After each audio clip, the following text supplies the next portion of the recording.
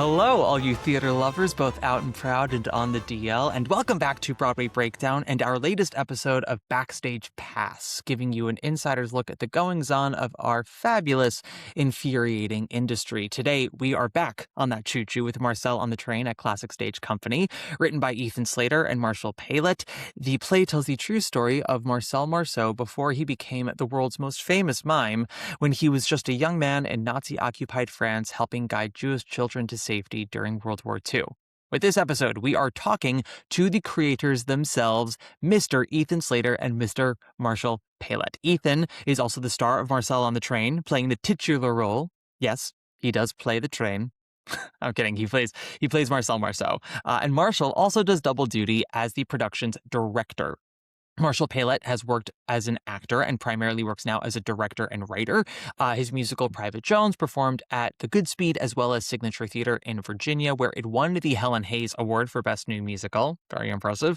Other noteworthy shows he's done are Who's Your Baghdaddy as well as Triassic Park. Both were New York Times Critics' Picks, not too shabby. He's written for film and TV and will be directing the new musical The Snow Goose at Goodspeed later this year. Ethan Slater made his Broadway debut as the titular role in the SpongeBob SquarePants musical. He has a tendency to play titular roles. He earned a Theater World Award and Drama Desk Award, as well as a Tony nomination for his performance. He's appeared in film and TV, most recently in the Wicked films, was last seen at Classic Stage as the Balladeer and Lee Harvey Oswald in Assassins, and was last seen on Broadway in Spamalot. I could go on and on, but y'all want to get right to it, so why don't I just grab our passes from Beatrice and head backstage to chat with Ethan and Marshall now. Billy, I beg to differ with you. How do you mean? You're the top. Yeah? You're an arrow collar. You're the top. You're a Coolidge dollar. You're the nimble tread of the feet of Fred Astaire. Marshall, Ethan, hi, nice to see you guys. Hi, hey, Matt. So you guys have now moved past the rehearsal process, the opening night for Marcel on the Train. We're now just sort of, I guess you could say, in the groove of the run, but considering that you guys are the co-authors on this, and Marshall, you've directed it, and Ethan, you're the star, there is really no day off for either of you, right? Not really. It's funny, like, now that we're open, it's a little bit, we kind of a little can take a bit of a day off. We're not implementing changes. That said, like, we were having a conversation this morning about, the places that we think we can improve the show, because the writing never ends. You just have to freeze it at one point, Yeah. So, I think we're still looking forward to how to improve it and how to keep moving it forward and improving.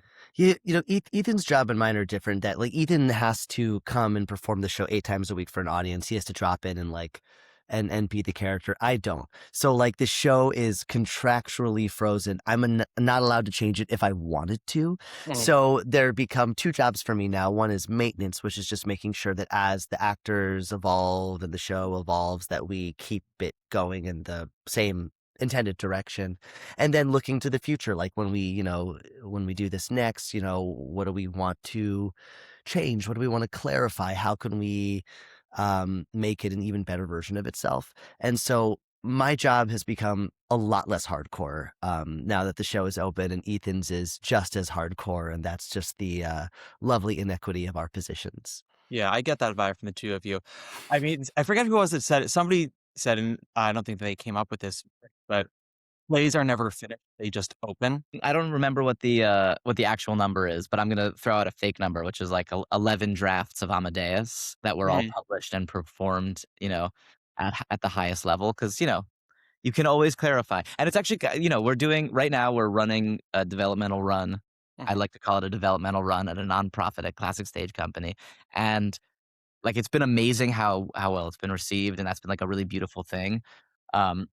But it's just that has always been the point of this run, is to see, like, do audiences see what we're going for? We're taking some bigger artistic, like, sort of swings, and the good news is they connected, and the better news is we now see how we can clarify them and make them even clearer in a way. And so that's what we've been talking about this morning, which I think is a really exciting place to be, which is cool.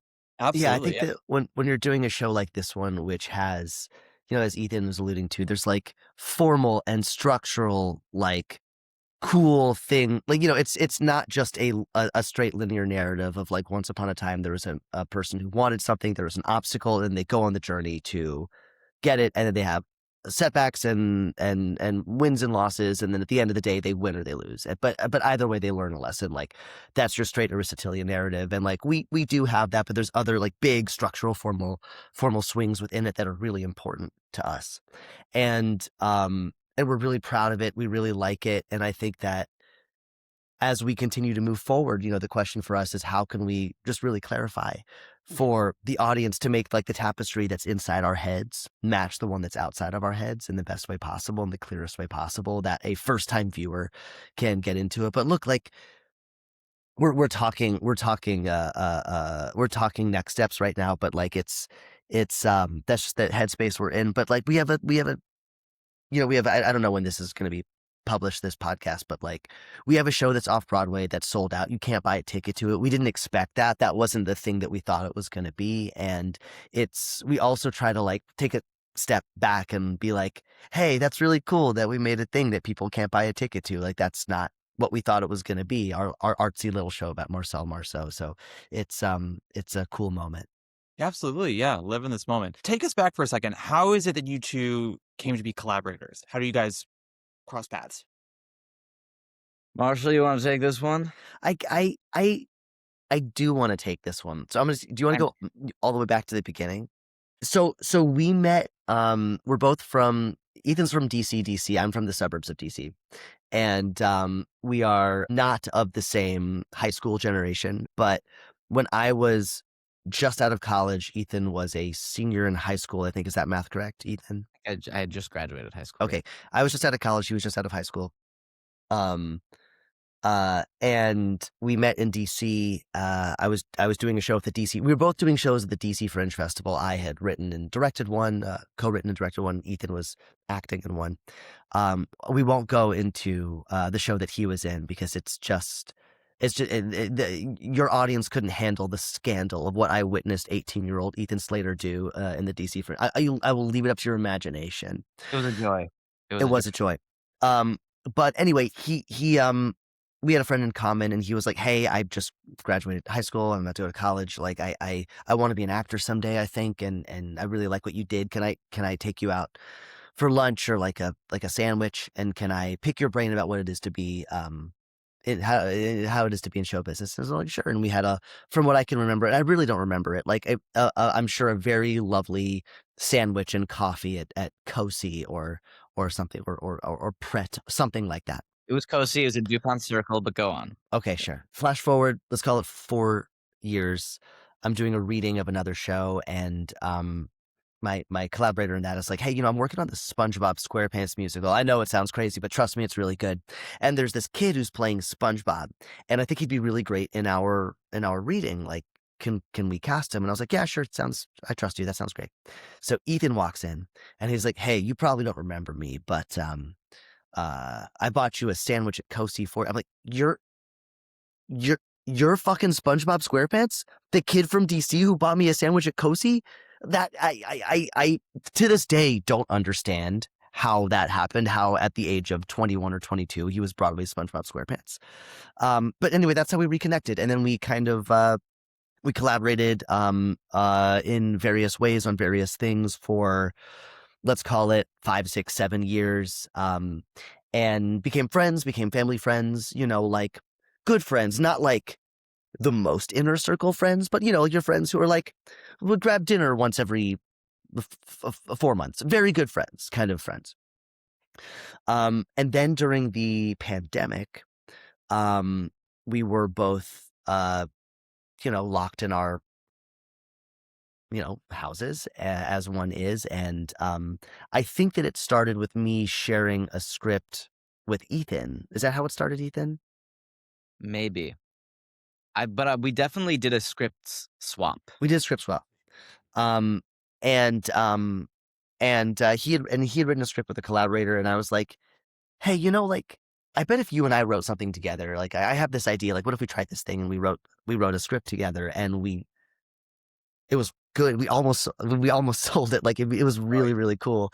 And then we just started like writing together, and not only writing together, but like we became like, for that whole pandemic, as awful as it was, we had each other in the Zoom screen for 12 hours a day, 13 hours a day, 7 hours a day, every single day. Neither of us had kids at that point, and so like we couldn't go outside. There wasn't much to do other than like, rewatch Game of Thrones and be on Zoom and write. And it was a really productive couple of years for us. And we became not just like inner circle friends, but like inseparable friends. Um, and uh and that was 2020, March of 2020, and we've been pretty inseparable ever since. Ethan, do you want to counter any of that? God, it's just not how I remember it at all. Fuck it. Ay, ay, ay, No, I ay, think that's ay. exactly right. Like we started, we started working as actor and director. He always knew that I wrote, and actually there was a time earlier, that script that you're talking about with another collaborator, I think I had shared with you a couple of years prior. And Yeah. so like we've been familiar of each other's work outside of our work together a little bit, but it was during COVID that we like I think we actually did a couple of script swaps. We were just like reading each other, giving each other's notes, and like I think what I really remember about the early part of that with Marshall was just he was so open to my notes. He was so like, whatever, and he was so generous with his, and we were doing such just like as friends, we were um pushing each other in a way that felt respectful and collaborative Mhm. without working together already. And I think so then the impulse to write something together felt really natural and easy. Um, and I think it's something that I've really like loved about collaborating with Marshall, and it's why we keep on doing new things, and we stay in each other's lives is because we will argue, you know, so hard Mhm. that we switch positions. And we realize like, "Oh, wow, now I believe what Marshall started with, and he believes what I started with." And that's when you find the middle ground, right? Like, that's when you, like, find what we're actually talking about. And I think it's just it's a special kind of collaboration that is rare. We're not afraid to come in hot, and we're also not afraid to admit that we're wrong, right? Like there will be conversations where I'm like, Ethan, we should cut this scene. And then he's like, here are the reasons that we should not cut this scene. And then I'm like, you're right. And that's the conversation, and then sometimes too, like I'll be like, we should cut this scene. And he's like, here are the reasons that we should not cut this scene. And I'll be like, cool. The reasons are awesome, and that is not clear in the text. So we have to make the scene better to match the reasons. And then we're both like, you're right. And then we get to work And on it. and this So previews process was a great example of that. We had a couple of moments where and they might not be the final version of it because previews we only had 2 weeks of previews. We only had 2 weeks of rehearsal, 2 weeks of it's like rushed for a development kind of thing. But we had that experience a lot. We were like, "Okay, it's clearly not working on stage." Marshall's like, let's blue sky it. Let's come up with something totally new. I'm like, the kernel of this is really good. And you're like, well, it's not. So let's figure it out. And we, you know, come up with something that is great and is in the show now. And like, so there's, it's been a pretty special thing. I wish this kind of collaboration on anyone in any field. we do take turns being on offense and defense, Mhm. which is helpful. Well, I was going to ask you guys, as writers separately and then together, sort of what the writing process is, and on both cases. So, like for the scripts that you had sent each other, where Yankee swapped. What was the writing process on those scripts like for you solo? And now that you're working together, what has the writing process been? Because we're hearing about sort of the feedback process, which is great. I'm a very big fan of feedback and constructive feedback and all that stuff. But as you've been writing Marcel, what has that writing process sort of been like? Well, I think Marshall and I both love writing. Like we both love it. Do you agree? For sure. So I think when we both also have projects that we do on our own, and right feedback. We share scripts. We like give each other notes and all that stuff. And but we both have solo projects, and I think both of us love holding up. I love doing research. That's like a phase that I really enjoy. I think Marshall is really good at like writing and rewriting and like cracking a scene in a way that like sometimes I need to get to the end and go back. So we have different styles when we're on our own. Mhm. The process of writing together, look, it's different every day. And when we were on Zoom every day, sometimes it would be like, "Hey, we've got this. We beat out the story, we beat out the script. We have a really sort of detailed outline of what needs to happen in each moment." That takes us a huge chunk of time. And then once we get into actually writing dialogue, writing action, writing sequences, um, we will often say, "Hey, I'm gonna take the first crack while you take a crack of scene 2, I'll be on scene 1," and then we switch. Or we will, like, talk it out and we'll write it together. I think it really kind of depends on how we're feeling in the moment. Um, would you agree with that, Marsh? For sure. Like, I think that, I've written a lot collaboratively. I've also written a lot solo, and lately more solo than, with the exception of my stuff with Ethan, like, more solo than collaboratively. And like, when you're writing solo a lot, sometimes you're just like, okay, everyone shut up. I gotta get it down. Like, I gotta type it out. And sometimes I find that my fingers work faster than my mouth does, because I'm so used to that. And the nice thing about this is, oftentimes a scene in this show. Well, look, the writing process in macro, right, is you start with an idea that's a big idea, and then you have like you have the reason that you want to do it and the thing you want to say, and you have these structural ideas, and then you design characters who are going to be the perfect vehicles and foils for these ideas, right, to make the ideas as difficult as they can be to surface. Um, uh, and then you break down the structure, and then you start working on the scenes, and then oftentimes you do a draft, and once you're finished with the draft, then it's like, wait, what was the you get so invested in the characters and the story and the details that sometimes you forget the point of the whole thing, and you go back to, okay, what was the impulse of the idea? Oh, right. Okay, cool. So that means that these things are working and this is, and you just kind of keep breaking it and putting it together and breaking it and putting it together.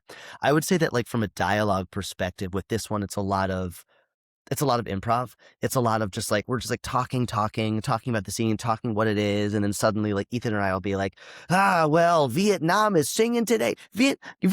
Vietnam is really, yeah, no, hey, Vietnam. And then the other person comes in with the next line. And then we just kind of like do the scene over and over and over again. We don't even say that's what we're going to do. It just kind of happens.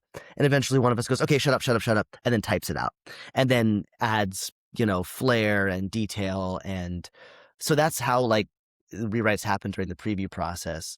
But before, yeah, I mean, often it's like there's someone who has a stronger impulse about a moment. It's like, okay, just go away. Give me an hour. I'll come back to you in an hour.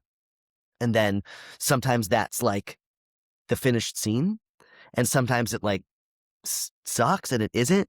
And sometimes it's somewhere in between. We beat it out, pass it back and forth. Like, it's pretty fluid. But I will say, like, when all is said and done, I genuinely do not know. Like, I do not know who wrote what.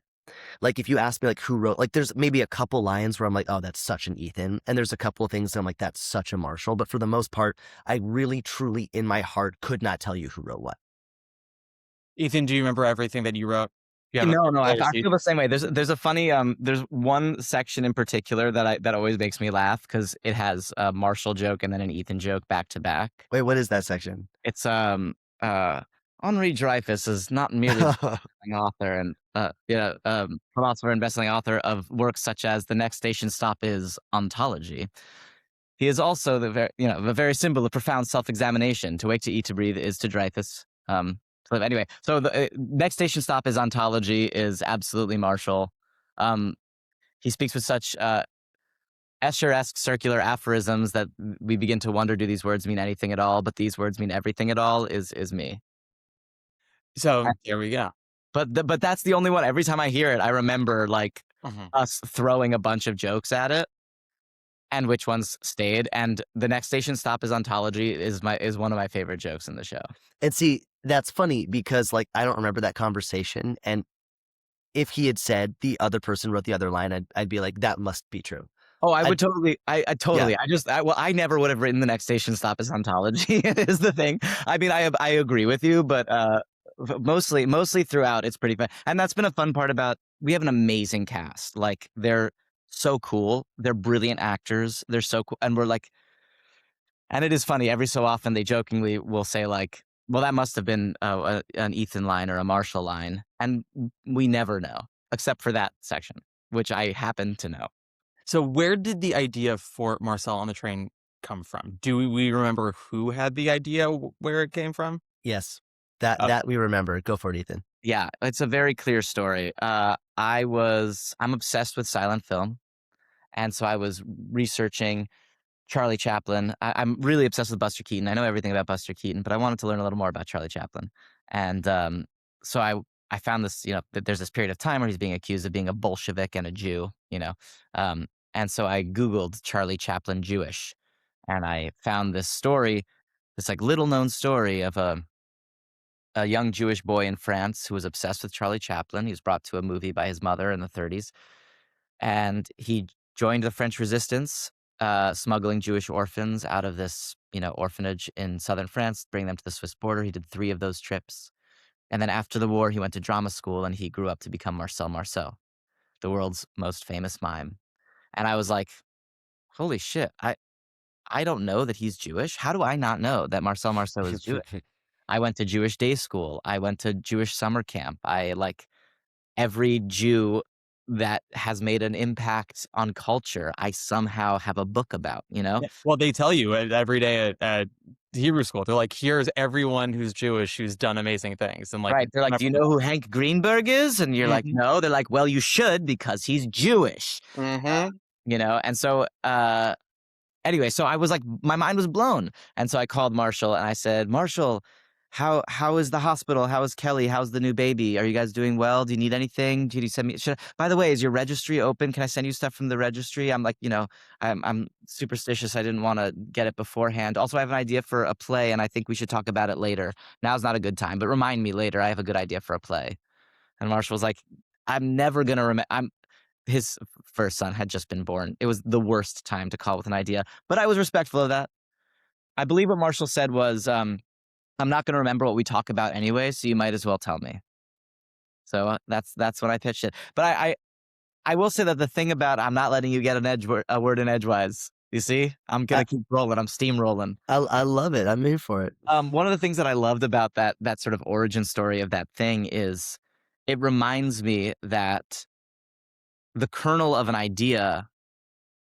I remember. So I was on a ferry for some reason. I was on a boat. It was the summer of 2021, right? Yes. So it was June of 2021. And I was on a boat, like a ferry crossing the Sound. And I remember sitting on the edge of the boat, looking out at the water and talking to Marshall about this idea of a thriller on a train car with like a mime trying to keep these kids quiet. Like, obviously, there's like Life is Beautiful references. There's little things. And then I remember like we immediately were having the conversation of like, well, how do we do this story that it's not just a Holocaust story? It's not just like, whatever, but it's like there's something like really specific about this moment, this thriller thing. Not that it's not an origin story. It's not a this. It's not a that. Like we were just like paring it down. Maybe it's a movie. Maybe it's like a thriller, kind of a horror-y movie where like the shadows are really big and scary. And it's like we were trying to be delightful and yet... And as the conversation evolved then over weeks and months, it became clear to us that it needed to be a piece of theater because Marcel Marceau performed on a stage most famously, and he was, a bringer of delight to the stage. But he was also somebody who like brought a lot of humanity and pathos and poetry to his whimsy. And so we were like, okay, so we have to like capture all of these things. But each time we tell the story of how we came up with the idea, I'm brought back to that boat ride where I'm like trying to hear Marshall over the waves, and Marshall is like in a hospital with his newborn baby, and we are like completely blue sky, no idea where this is gonna go. And what is the kernel of the idea? It's this like trying to find delight on the most terrifying train ride you can. Yeah, so that was where it started. That's right. And so That's then right. the process of writing begins somewhere in 2021. Yes. Yeah. Okay. Yeah. And how long from the beginning of White, a blank page or canvas, to the first time reading it? Thank you, Ethan. To reading it with other people. What's the timeline of that? So our first reading, Ethan was already filming Wicked. So that would have been in 23. 23. Is that can't be true? I don't think that was the first read through. No, I don't think so. I think it would have been in like spring of 22 that we probably finished. I think it probably took us about 6 months to finish a draft, and then we did like a table read with friends on Zoom, and then we did another one in 23, and then we did a reading in person in a studio at the end of 23 after Ethan was back from Wicked, and then we did Williamstown the next summer, and now we're here. So I think that's like about the timeline. But it's crazy. Like I cannot. I mean, look, it was COVID, right? Like, and it was also like learning how to be a parent, and I cannot access the process from getting from that initial idea to the first draft. Like, I know what the ideas are. I remember like sitting down to write certain monologues, but it's all I was thinking about this with my kids the other day, not to talk about parenting, but you got kids, Matt? No. I am a very single gay man, Marshall. So I have to get very rich. I've got to get very rich if I want to get some kids right now. Look, single gay men can have kids. It's just it's. Well, yeah, it's absolutely very true. I just have to get very, very wealthy. And despite what my cardigan would have you believe, I am not very, very wealthy. You'll look rich.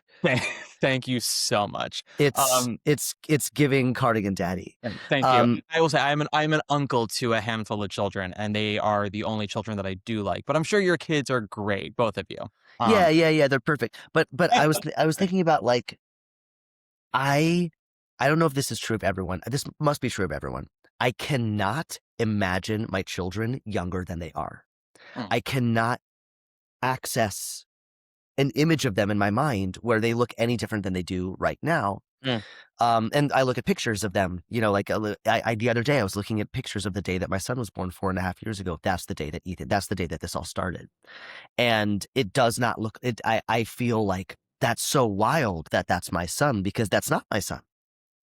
And in that same way with a play, sometimes like you love it so much, it's so much a part of you. And yet like it's hard to access past versions of it because you spend so much energy shaping it for the present. Maybe that's total like writer like fluff bullshit, but like it's hard to access those earlier times. Well, it's interesting because I think I have a similar but different feeling, which is that like it's hard to access until I remember where we were, right? I'm like, oh, right. Yeah. I wrote a lot of this actually on a train.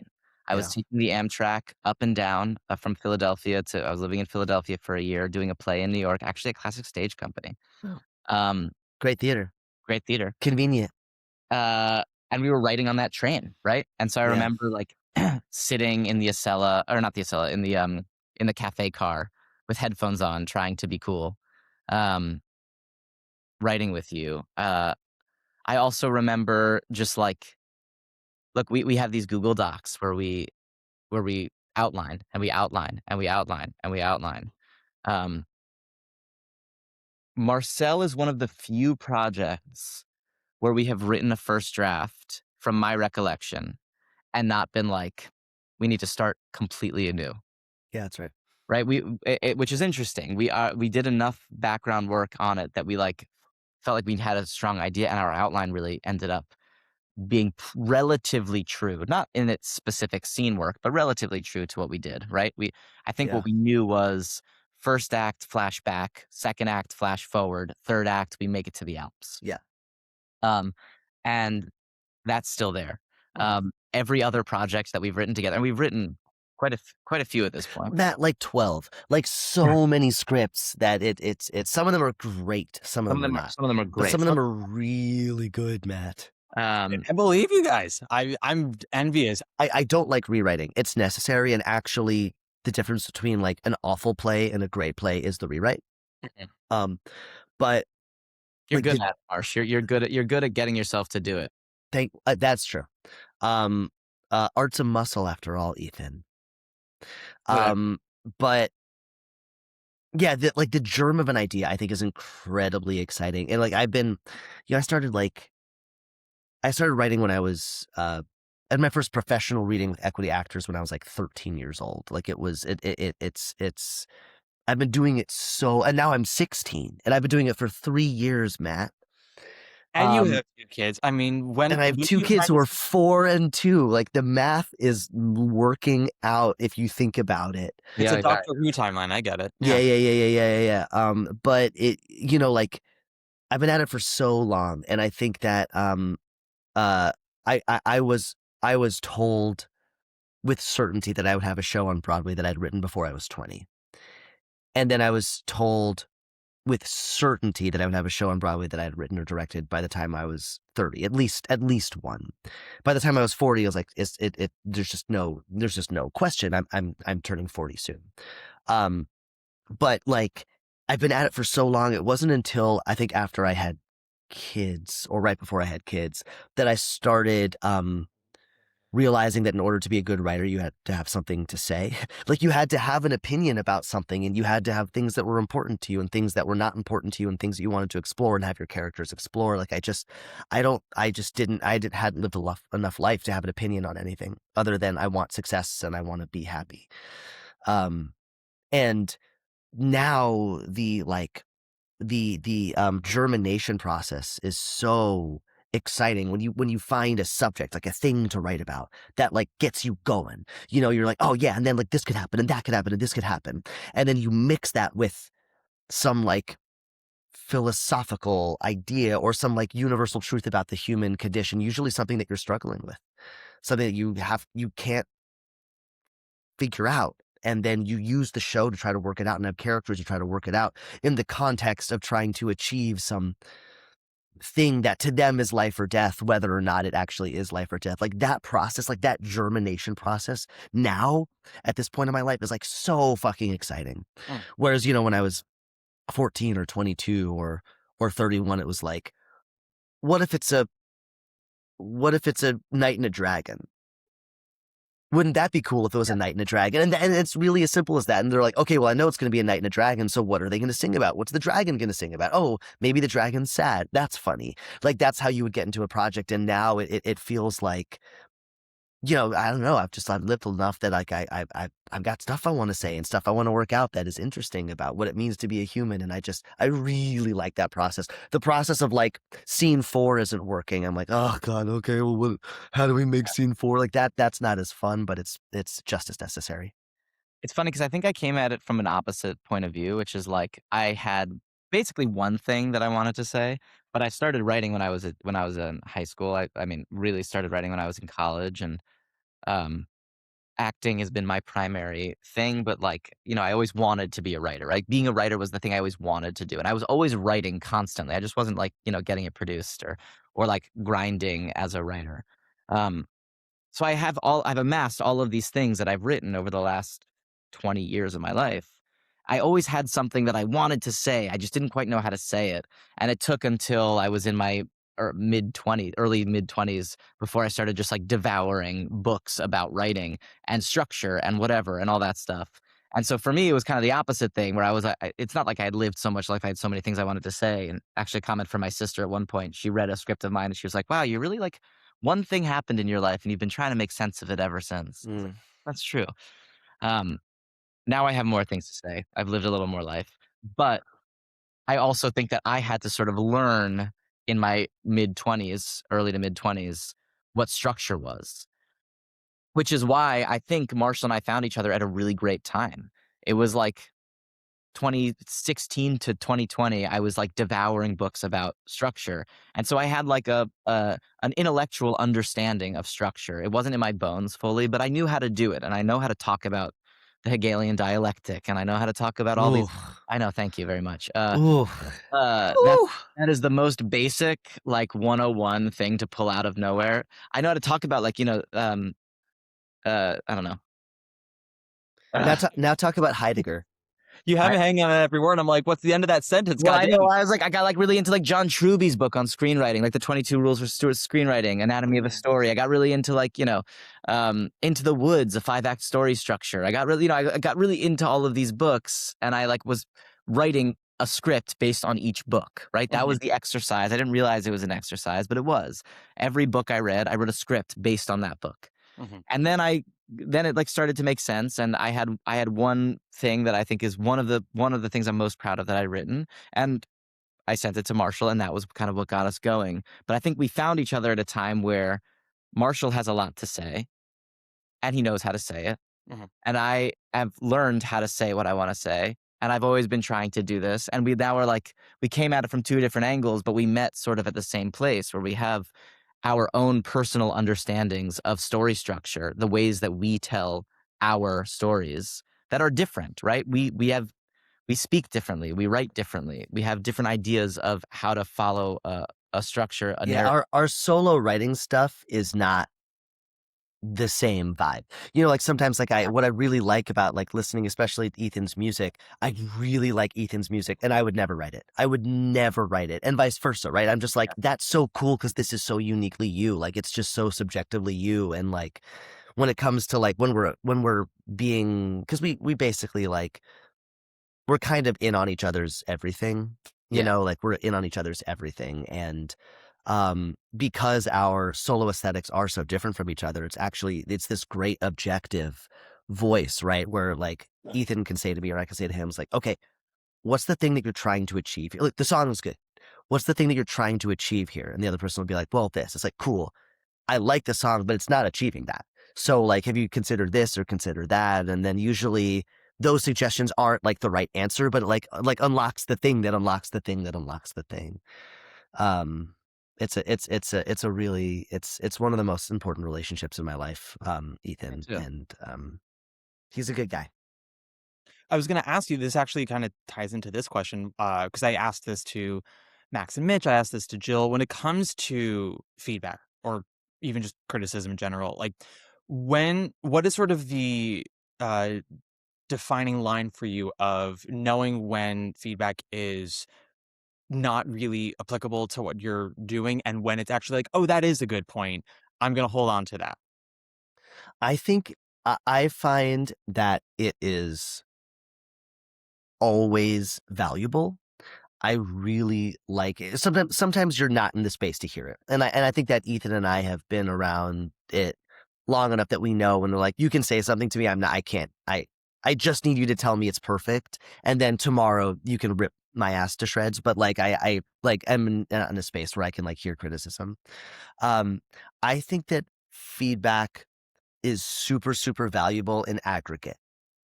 So like, if someone has like someone's opinion or a review that is specific, like I'll read it, I'll listen to it, but I'm kind of like listening to the vibe of it. And then if I get like 30 different, you know, items of feedback and like everyone's kind of pointing to a similar thing. If 20 out of 30 people like are discussing a similar thing that they had an issue with, then I'm like, okay, well there might be an issue there. So it's not really like and sure there's like some people whose feedback we weight higher than others if they're a professional dramaturg or our producers or whatever. Um but so that's where I think it's really valuable. And usually feedback is like I find that it's helpful in pointing to areas of the show to look at. Mhm. I don't find that it's as helpful in actually diagnosing what a problem might be or what a solution could be. And like if we've done our work, like Ethan and I have done our work, like we know what is important to us about the show. We know why the structure is why it is. Like and that doesn't mean that the next draft is going to look like this draft or the draft before look like this draft. Like things might change, and there are things that are important to us that we lose along the way, right? Like there might be when a piece is all said and done, like you might have started out with 10 ideas and by the end there's 3 left. And then you really make the show about the 3 and you cut 7 ideas that were important to you. But um I do think that like listening to areas is helpful and being like, okay, well, people aren't liking this thing. They think it's because of this thing. I don't think that's the thing. I think it's because we set it up this way and no one's listening to that. And that is not making this clear. Like, why don't we try that as a solution? So that's how I kind of process feedback. What about you, Ethan Slater? Uh, I sometimes get defensive, but No, I don't will. say it. I'm Say it working. ain't so, Ethan. It happens sometimes. I will sometimes say I'll die on this hill, but I do value feedback. Also, I think one of the things that's hard about giving feedback when you're giving feedback, it is important to try to say, how are we going to best tell the story that you want to tell? Because art is subjective, it is not objective. And I think that's a trap that people fall into when they haven't spent enough time considering what it means to tell a story. A story, art, it's all a subjective experience. The telling of it, the receiving of it, it meets you where you are and it comes from you where you are. So, like, You can't be objective about it. I think that's why the aggregate thing is so helpful, right? Like, here's where there's a hiccup in the storytelling. When you're giving feedback, and also one of the ways that I don't like to receive feedback, but I'm better at it in the last 10 years than I used to be, is like, if you want to say like, hey, I think you're going for this, it's not succeeding here. I don't know why. Or I think I do know why. I don't know what to do about it. Or are you open to ideas of what to do about it? Because diagnosing something and prognosing something, prognosing, is that a word? Prognosis? Sounds No? real to me. Diagnosing and prognosing are really different when it comes to art and when it comes to the way that you're actually going to make something better. So I think the aggregate thing is really helpful because, again, if 10 people say, I would tell the story this way, and they point to a specific spot, and 10 people say like, hey, I was confused by this thing, then that spot is not serving your story. That's your problem spot. That's your problem spot. Mhm. Those 20 people might all be completely wrong about why. Yeah. Because they might not know what you're going for.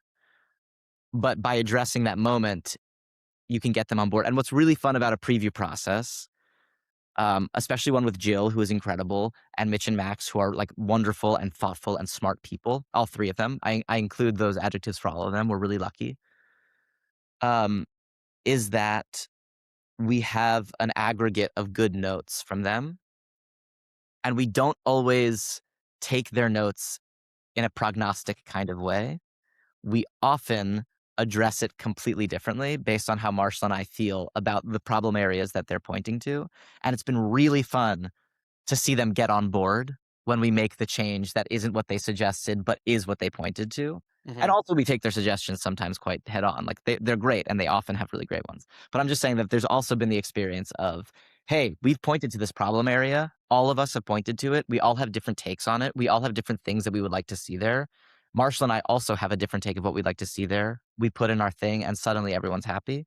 Like, that's a cool experience too.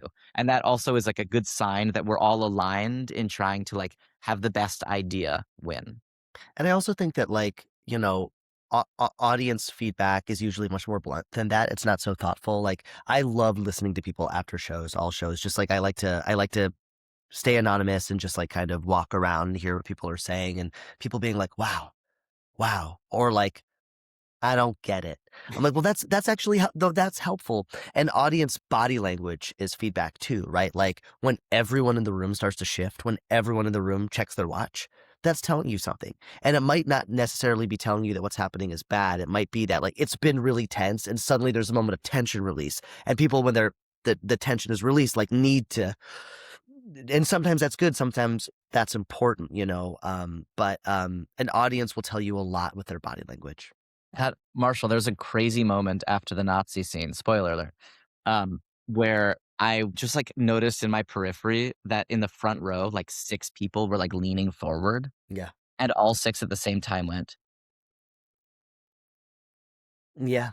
And I was like, whoa, that's cool. I mean, it was like a shift, and it like was like noticeable and whatever, but it was also just like, oh, right. They were like slowly leaning forward over the course. Like they were physically doing the thing that we were hoping they would do. Yeah. It was a cool thing to see. Yeah. You weren't there for that show, so I thought I would. Thanks.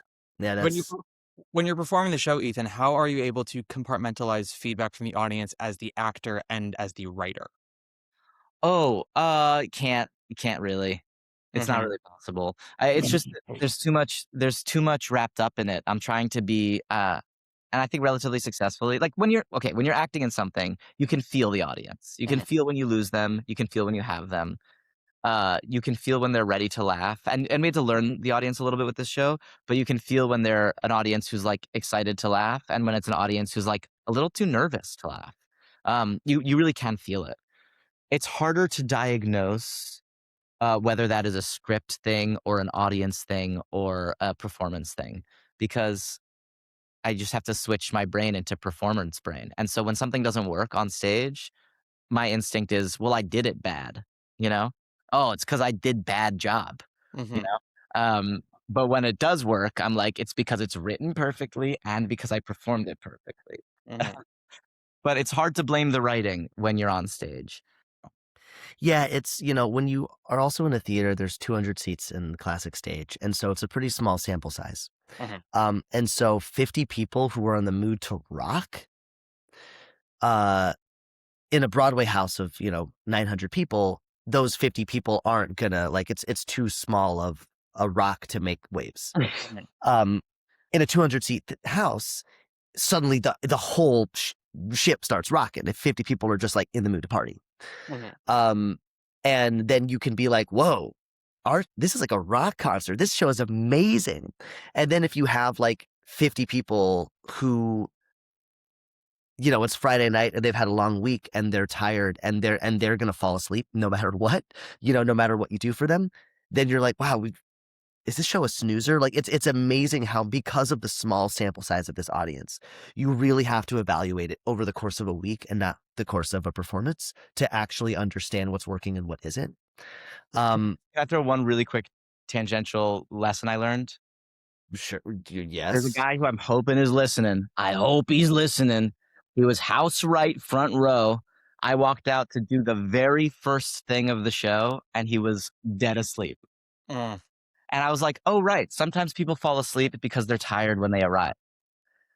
Now, I will say people don't really sleep during Marcel. It's pretty high stakes. It's really intense. There are silent moments, but they're always like nobody's sleeping through this show. Fortunately, I've been in shows where people do sleep through it, but like it was a good lesson generally. Like sometimes, again, subjective. Art is where it meets you, and it comes from a subjective place, and it meets you in a subjective place. And sometimes people just like came to a dark room to sleep in.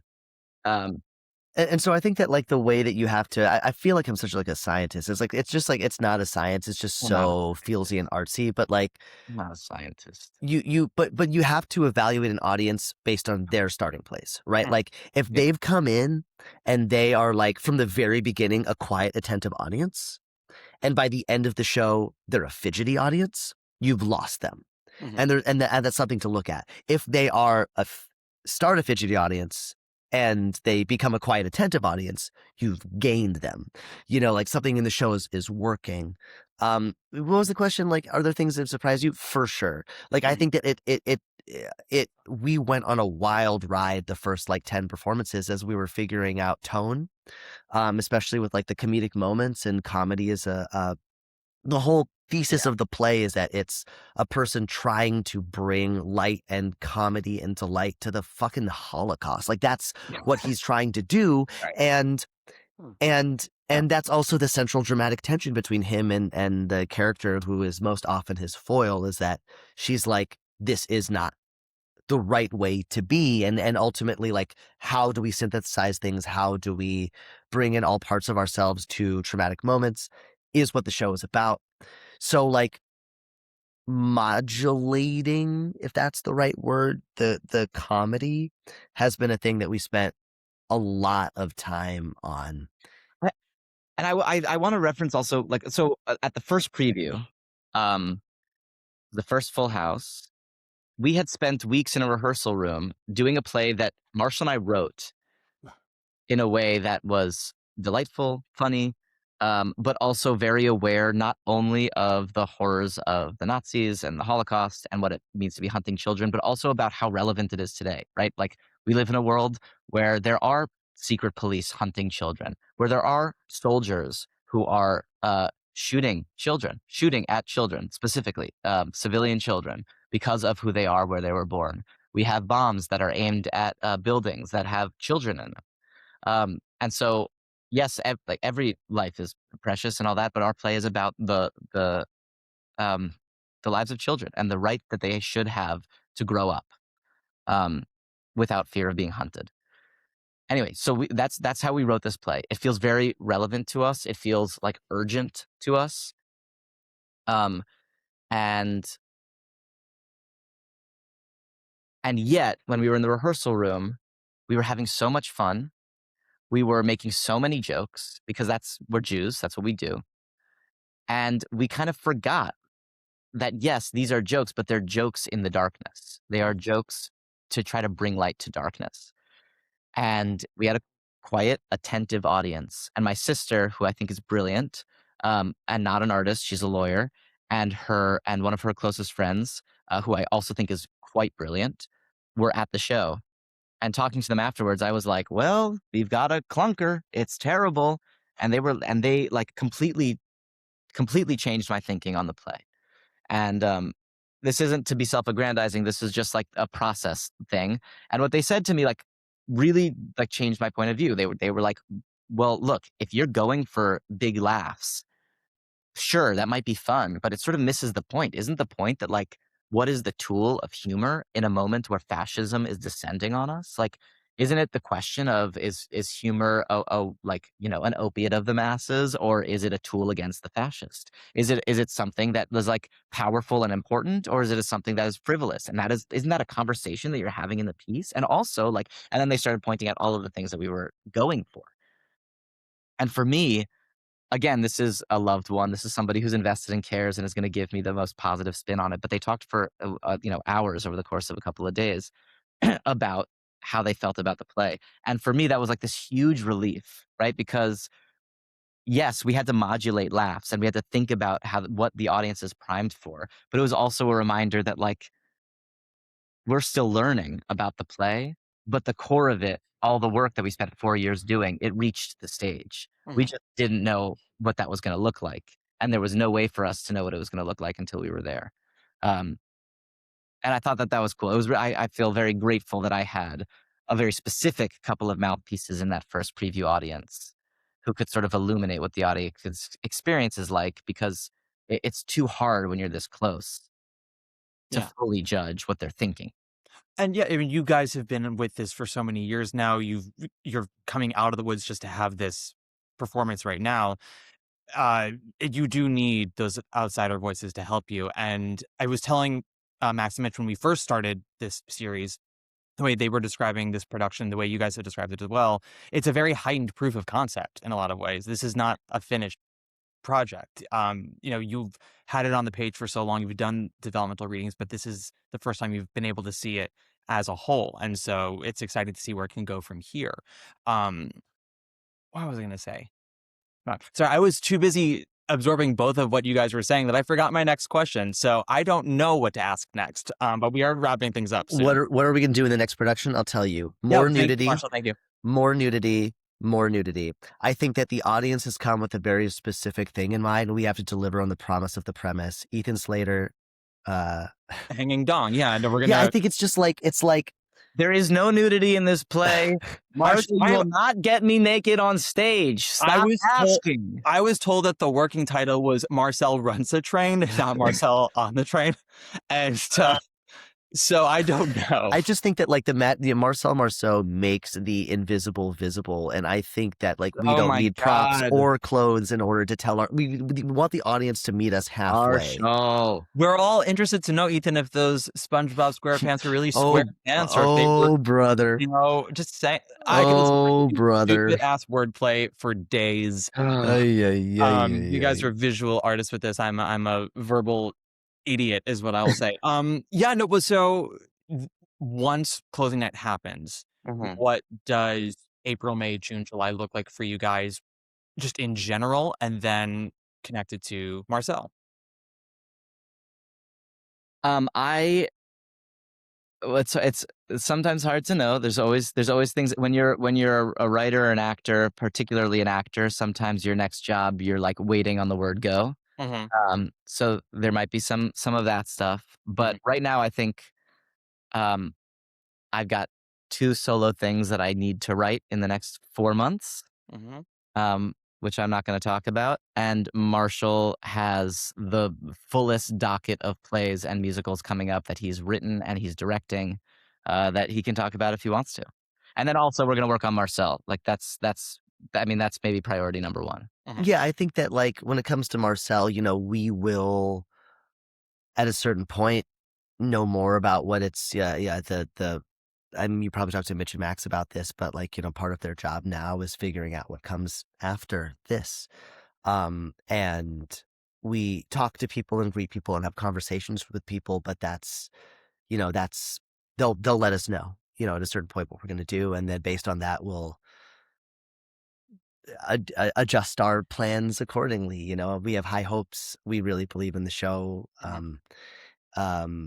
and are proud of it. But yeah, no, I just my next couple of months it's mostly preparation. I get to be at home for a while, just like uh during the day I'm just preparing, and at nights and weekends I'm with my family and my kids. Because then starting in the fall I will be away from home working on a number of things for basically 3/4 of a year. And Very just exciting. It was very cool. It's not just the things. a number of things in a row, and but there's also show business is like some things take 3 years to prepare for, and sometimes someone's like, hey, that thing you weren't expecting, it starts tomorrow, and that's your life now, and you just have to be very agile. And so I try to, I think Ethan does too, in the moments of calm that are going to be calm, to really invest in the calm and to invest in the family, because I can say for sure, like, the preview process is hard, like when you have a young family. You work all day and there's a show at night, and by the time you get home everyone's asleep, um and you work on the weekends, your day off is Monday, the kids are in school on Monday. It's a tough stretch, and so I'm looking forward to this couple of months. Very nice.